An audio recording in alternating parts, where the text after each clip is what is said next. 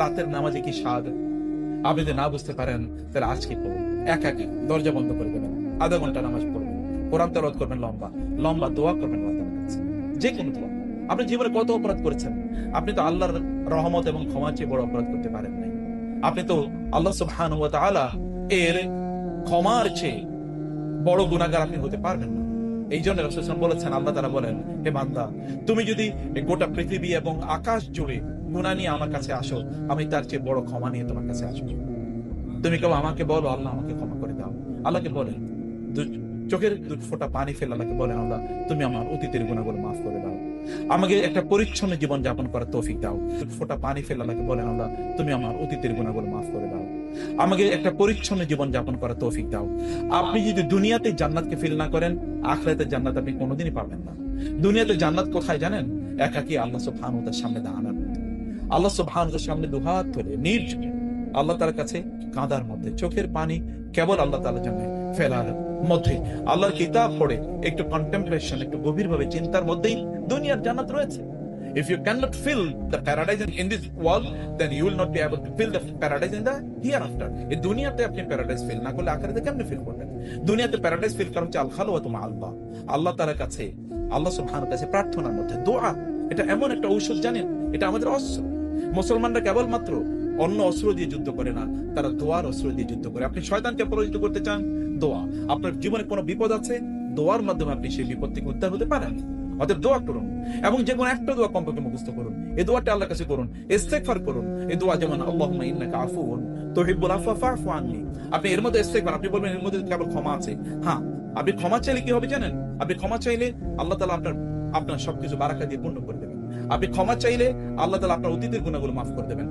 ভবিষ্যতের আপনার জীবনটা যেন পরিচ্ছন্ন হয়, গুনাহমুক্ত হয়, আপনি তো রাইট ট্র্যাকে থাকেন, এই অবস্থা আল্লাহ তাআলা করে দেবেন। আল্লাহ সুবহানাহু ওয়া তাআলা আপনার হৃদয়টাকে একের প্রশান্তি দিয়ে ভরপুর করে দেবেন। আল্লাহ আপনার জীবনের মধ্যে, সময়ের মধ্যে বারাকা দেবেন, আপনার ইলমের মধ্যে বারাকা দেবেন, আপনার সম্পদের মধ্যে বারাকা দেবেন, আপনার পারিবারিক জীবনের মধ্যে আল্লাহ তাআলা বারাকা দেবেন। যদি আল্লাহর কাছে আপনি ইস্তেগফার করতে পারেন।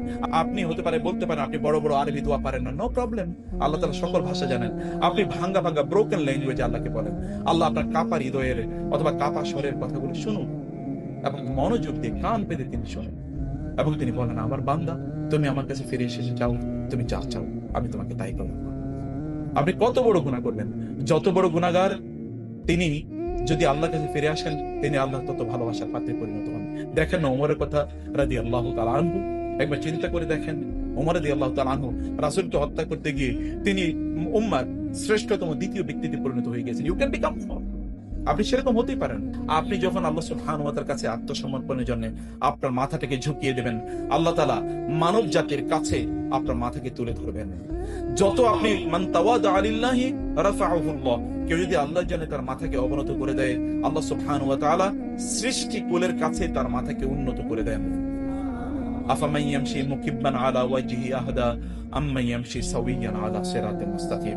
অন্য প্রাণীগুলোর দিকে তাকান তো, ওগুলোকে আল্লাহ সুবহানাহু ওয়া তাআলা এমন ভাবে তৈরি করেছেন, ওগুলো সবসময় মাথা নিচু করে থাকে, কিন্তু আপনি আপনার মাথাটাকে উঁচু করে রেখেছেন। এই মাথাটা তখনই উঁচু থাকবে যদি এটি আল্লাহর জন্য কেবল নিচু হয়। আপনারা তো মেডিকেল সায়েন্স পড়েন, আপনারা জানেন আমাদের মাথার যে খোলস, আপনি গুগলে এখন সার্চ করে দেখেন, আমাদের এই ব্রেন বা মাথার যেই মানে খোলসটা, এটা কিন্তু এইরকম ভাবে আল্লাহ তাআলা তৈরি করেছেন, মানে এজ ইট যে এইটাকে আল্লাহ তাআলা সিজদার মতো করেই তৈরি করেছেন। আর এটা কেবল ঠিক থাকে সিজদায় যদি যায় তখন। আল্লাহ তাআলা কোরআনে বলেছেন নাসিয়াতিন কাযিবাতিন খাতিয়া, মানে এটা এমন একটা জায়গা যেটা খারাপ কাজে উদ্বুদ্ধ করে, যেটি অপরাধে আমাদেরকে উদ্বুদ্ধ করে, এবং এই অপরাধ বা খারাপ কাজ থেকে আপনি কেবল তখনই বাঁচতে পারেন যখন আপনি সিজদায় লুটিয়ে পড়বেন। যত লোকেরা সিজদায় লুটিয়ে পড়ে তত, এবং এই কারণে আপনি জানেন কোরআনে আল্লাহ তাআলা বলেছেন ইন্নাস সালাতা তানহা আনিল ফাহশাই ওয়াল মুনকার, সালাত মানুষকে অশ্লীল এবং খারাপ কাজ থেকে বিরত রাখে। কিভাবে বিরত রাখে? তার মানে হচ্ছে আপনি যখন সিজদায় লুটিয়ে পড়েন তখন এই জায়গাটি আর আপনাকে খারাপ কাজে উদ্বুদ্ধ করে না। যত বেশি সিজদায় থাকবেন, যত মাথা নিচু করে রাখবেন, তত আল্লাহ সুবহানাহু ওয়া তাআলা এই জায়গাটিকে কেবল কল্যাণের চিন্তা দিয়ে, মোটিভেশন মানে ভালো কাজের মোটিভেশন দিয়ে আল্লাহ তাআলা পূর্ণ করে রাখবেন। এই কারণে সিজদায় আমাদেরকে লুটিয়ে পড়তে হয়। আল্লাহ সুবহানাহু ওয়া তাআলা কোরআনে বলেছেন ফাসজুদু ওয়াকতারিব, তোমরা সিজদায় লুটিয়ে পড়ো, তাইলে কেবলমাত্র তোমরা আল্লাহ সুবহানাহু ওয়া তাআলার নিকটবর্তী হতে পারবে। এটা আল্লাহর কাছে আত্মসমর্পণের জন্য শ্রেষ্ঠতম যে কাজটি, তা হলো সিজদায় লুটিয়ে পড়া। এবং এই কারণে ইবাদতের মধ্যে শ্রেষ্ঠতম কাজ হচ্ছে সিজদায় লুটিয়ে পড়া। এই কারণে আল্লাহ তাআলা আপনাদের মানে মুসলিম উম্মার বৈশিষ্ট্য হিসেবে উল্লেখ করতে গিয়ে আল্লাহ তাআলা বলেছেন সীমাহুম ফি উজুহিম মিন আসারিস সুজুদ, মানে তাদের কপালে সেজদার দাগ দেখা যায়। এটা কেবল ভিজিবল যে আপনার কপালে সেজদার কারণে কালো দাগ পড়ে গেছে, নট নেসেসারিলি, কারণ এখানে কিছু ইমপ্রিন্ট আছে, এগুলো কিছু ছাপ আছে, যে ছাপটি কখনো কখনো চামড়ার উপর দেখা যায় না, কিন্তু চামড়ার ভিতরে এই ছাপটি আছে। কিয়ামতের দিন আল্লাহ সুবহানাহু ওয়া তাআলা ছাপগুলো দেখতে পাবেন, অথবা এগুলো ভিজিবল হবে। এখান থেকে কেবল আলো ঠিকরে পড়তে থাকবে, যেমনি ভাবে সূর্যের আলো বের হয়, আপনার এই কপালের এই সেজদার জায়গা থেকে আলো ঠিকরে পড়বে, তার উপর ভিত্তি করে আপনাকে বোঝা যাবে যে আল্লাহর জন্য আপনি সিজদা দিয়েছেন, এবং ফেরেশতারা আপনাকে চিনতে পারবে, রাসূলুল্লাহ সাল্লাল্লাহু আলাইহি ওয়াসাল্লাম আপনাকে চিনতে পারবেন যে এরা আমার উম্মার সদস্য ছিল, এরা সিজদায় লুটিয়ে পড়েছিল। অতএব সিজদায় আপনি যদি লুটিয়ে পড়েন, এই কারণে রাসূলুল্লাহ সাল্লাল্লাহু আলাইহি ওয়াসাল্লাম বলেছেন ইন্নাল্লাহ হাররামা আলান নারি আন তাকুলা আসারাস সুজুদ, আল্লাহ তাআলা জাহান্নামের উপর হারাম করে দিয়েছেন সিজদার জায়গাগুলোকে স্পর্শ করতে। কোন ব্যক্তি যদি জাহান্নামে যায় তাহলে তার শরীরের অন্যান্য অঙ্গ প্রত্যঙ্গগুলো পড়তে পারে, কিন্তু সিজদার জায়গাগুলো পড়বে না। আল্লাহ সুবহানাহু ওয়া তাআলা সিজদার জায়গাগুলো অক্ষত রাখবেন, কারণ এটা আল্লাহর জন্য করা হয়েছিল। এই কারণে এই সিজদা লুটিয়ে পড়া যেহেতু ইবাদতের মধ্যে শ্রেষ্ঠতম কাজ, আল্লাহ সুবহানাহু ওয়া তাআলার কাছে আত্মসমর্পণের জন্য এটি হচ্ছে আপনার সবচেয়ে বড় ম্যানিফেস্টেশন, দ্য বিগেস্ট ম্যানিফেস্টেশন। এই কারণে আল্লাহ সুবহানাহু ওয়া তাআলা এর আত্মসমর্পণের এই জায়গাটিকে আল্লাহ তাআলা দুনিয়াতে এভাবে সম্মানিত করে দেন, আখিরাতে এটাকে আল্লাহ তাআলা প্রিজার্ভ করবেন। এখান থেকে আলোর বন্যা আল্লাহ সুবহানাহু ওয়া তাআলা বের করে দেবেন, আলোর এরকম দ্যুতি এখান থেকে বের হবে, যেন অন্যরা চিনতে পারে যে আপনি এই জায়গাটি দিয়ে আল্লাহ সুবহানাহু ওয়া তাআলাকে সিজদা করেছেন। সম্মানিত ভাইয়েরা এবং বোনেরা, এই কারণে রমাদান এসে আমরা যেন আল্লাহর কাছে আত্মসমর্পণ করি। এখন আল্লাহর কাছে আত্মসমর্পণ করার জন্য করণীয় কি আমাদের? এক নম্বর, আমি কয়েকটি পয়েন্ট আপনাদেরকে বলবো, এর মধ্যে এক নম্বর যে পয়েন্টটি আপনাদেরকে বলবো, প্লিজ আপনাদের নিয়তকে, আপনাদের চিন্তা চেতনাকে পরিশুদ্ধ করেন। আপনি জানেন আমাদেরকে আল্লাহ তাআলা এমন একটা জীবন ব্যবস্থা দিয়েছেন, আপনি যদি একটা ভালো কাজের নিয়ত করেন, আপনি ওই কাজটি না করলেও ফেরেশতারা আপনার আমল নামায় এটি সওয়াব লিখে দেয়। আপনি যদি খারাপ কাজের নিয়ত করেন, ওই কাজটি যতক্ষণ পর্যন্ত আপনি করবেন না, ততক্ষণ পর্যন্ত ফেরেশতারা ওটা লিখবেন। আল্লাহ বলবেন তাজাওয়াজ আনহু, ইগনোর করো তো ইগনোর করো তো ইগনোর করো, যতক্ষণ না আমারই বান্দা এই কাজটি করবে ততক্ষণ পর্যন্ত ওই দিকে একটু তাকাইও না তোমরা। এবং রাসূল সাল্লাল্লাহু আলাইহি ওয়াসাল্লাম বলেছেন, কেউ যদি ভালো কাজের নিয়ত করে, তখন তার শরীর থেকে সুগন্ধি বের হতে থাকে, মানে গুড অডর এখান থেকে বের হতে থাকে, সুন্দর স্মেল, গুড পারফিউম বের হতে থাকে। এবং অন্য কেবল মানুষ এটা বুঝতে পারে না, অন্যান্য প্রাণীগুলো, ফেরেশতাকুল এবং প্রাণীকুল বুঝতে পারে এই লোকটা একটা ভালো চিন্তা করেছে, এই লোকটা ভালো একটা ভাবনা করেছে, ভালো একটা জিনিসের নিয়ত করেছে। এখন ভালো নিয়ত করা আমাদের জন্য দরকার। রাসূল সাল্লাল্লাহু আলাইহি ওয়াসাল্লাম কথা বলেন নাই ইন্নামাল আমালু বিন্নিয়াত, তোমাদের আমলের বরকত তোমরা পাবে, তোমাদের আমলের সওয়াব তোমরা পাবে কেবল নিয়তের উপর ভিত্তি করে। ভালো নিয়ত করা দরকার। প্রিয় ভাইরা, আমাদের অন্তর বোনেরা মূলত যেটি প্রথমে পচে, যেটি প্রথমে ক্ষতিগ্রস্ত হয়, সেটা হচ্ছে অন্তর।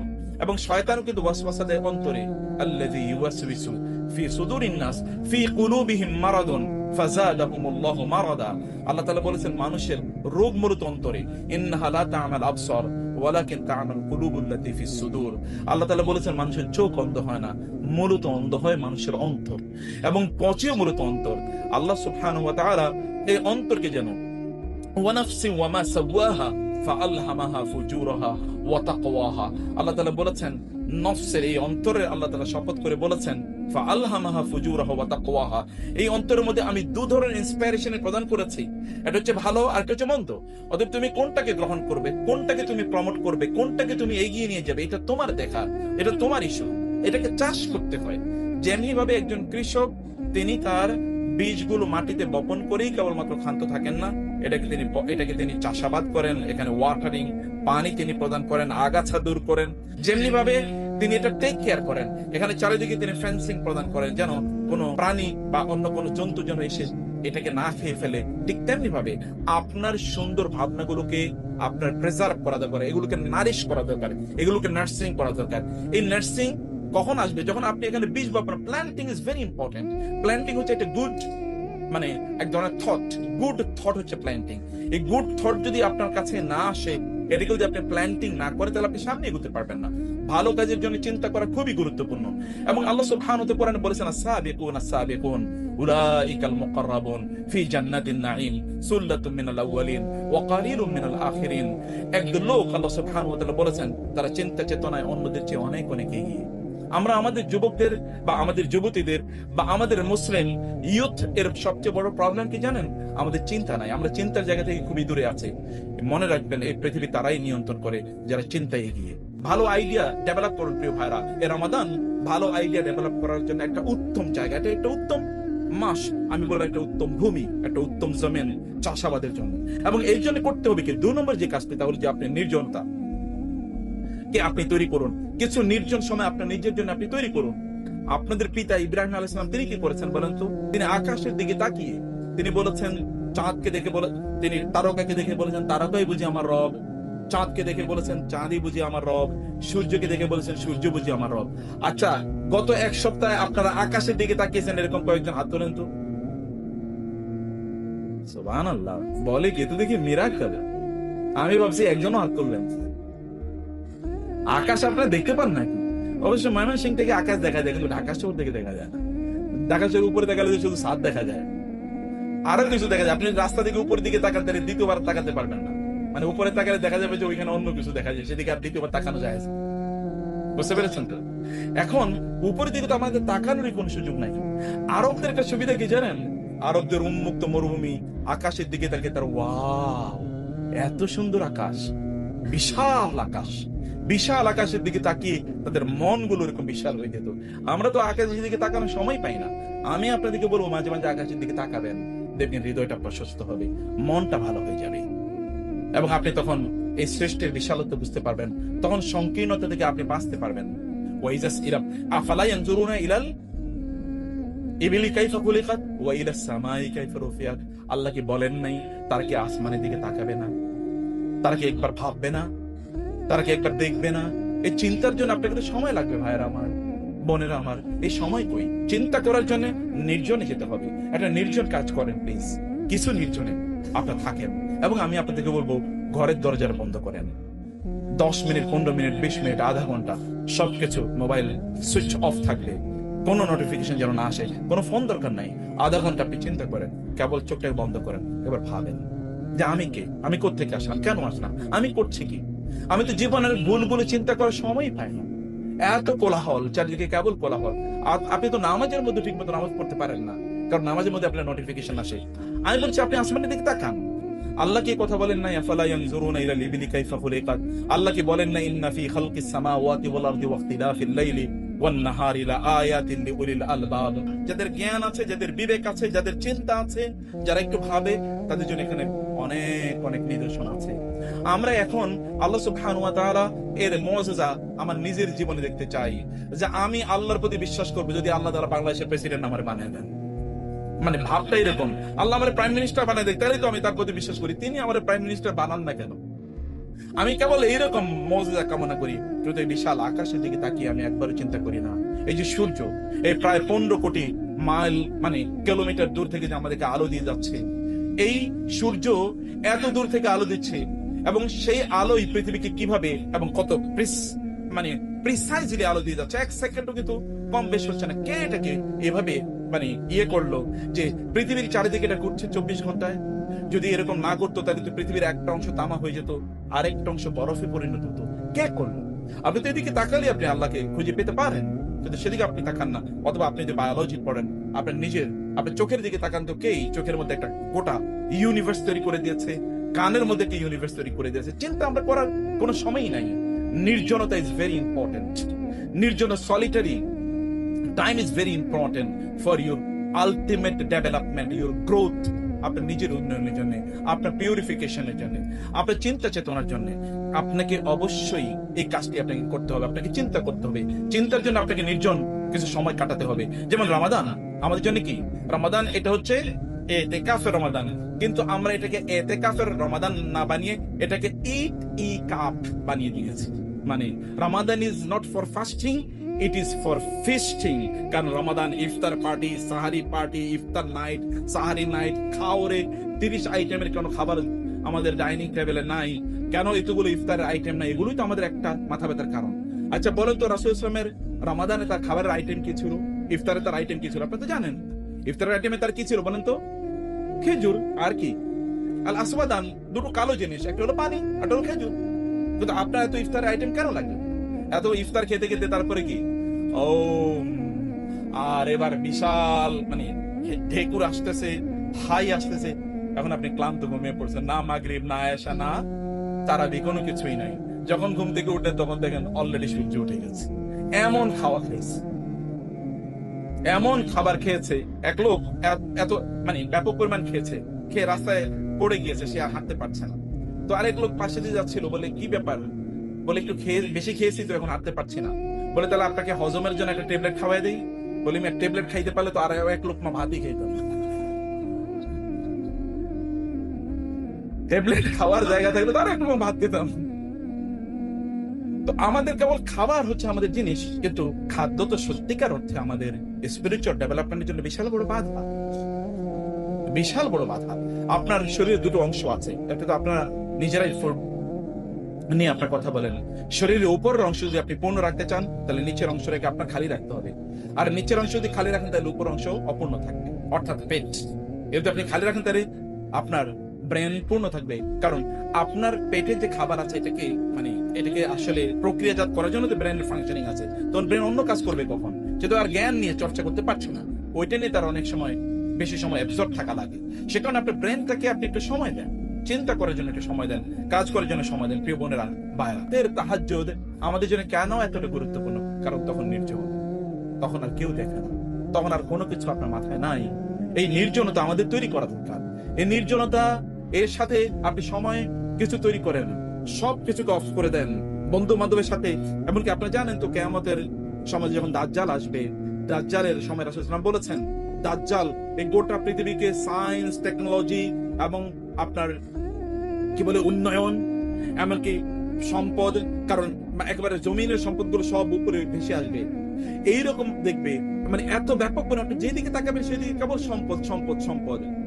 রাসূল সাল্লাল্লাহু আলাইহি ওয়াসাল্লাম বলেছেন, তখন যদি তোমরা দাজ্জালের ফিতনা থেকে বাঁচতে চাও, তখন তোমরা পাহাড়ের গুহায় চলে যাও, সেখানে তোমরা বকরি চাষ করো, বকরির দুধ দহন করো, সেগুলো তোমরা খাও, এবং ওইখানে গাছের ফল খাও অথবা জমিনের ফসল খাও।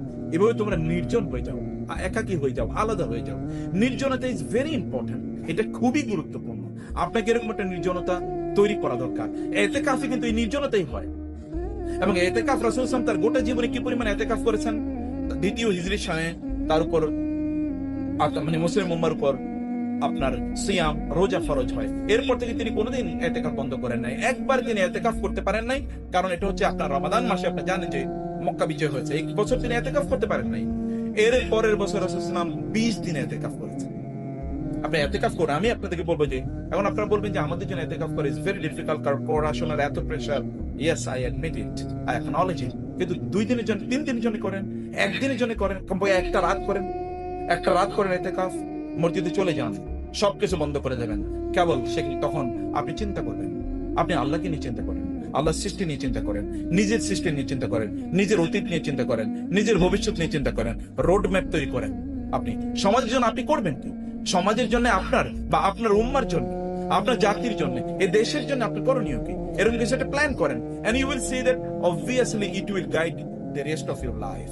আপনার জীবনের বাকি অংশগুলো কিন্তু এর মাধ্যমে পরিচালিত হবে, আপনি দেখবেন। অতএব আলাদা হয়ে যাওয়া দরকার প্রিয় ভাইরা, একাকী হয়ে যাওয়া দরকার প্রিয় বোনেরা। এতটুকু আপনাদের জন্য আমি আপনাদেরকে সাজেশন প্রদান করব। ভেতর থেকে পরিবর্তন হওয়ার জন্য করতে হবে কি জানেন? চোখটাকে নিয়ন্ত্রণ করতে হবে। আপনি জানেন, চোখকে যদি কেউ নিয়ন্ত্রণ না করতে পারে, তাইলে ওই ব্যক্তি কোনোদিনই তিনি কল্যাণের পথে পরিচালিত করতে পারবেন না, তিনি ইবাদতের স্বাদ তিনি পাবেন না, যদি তার চোখকে যদি তিনি নিয়ন্ত্রণ না করতে পারেন।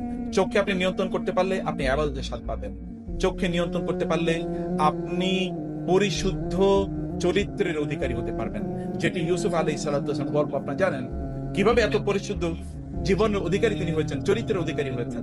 এবং কোরআনে আল্লাহ সুবহানাহু ওয়া তাআলা আমাদের চোখকে হেফাজত করতে বলেছেন, হুয়া আসকালাকুম ওয়া আতহারু লাকুম, এটি তোমাদের জীবনকে, তোমাদের চরিত্রকে পরিশুদ্ধ করবে।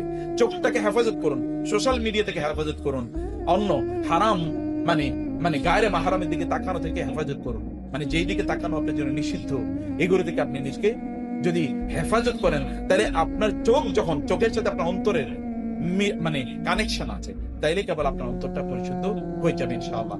মহান আল্লাহ সুবহানাহু ওয়া তাআলা যেন এবারের রমাদানটাকে আমাদের জন্য জীবনের সেরা রমাদান বানাতে পারি, সেই তৌফিক আল্লাহ সুবহানাহু ওয়া তাআলা আমাদেরকে দান করুন। আল্লাহুম্মা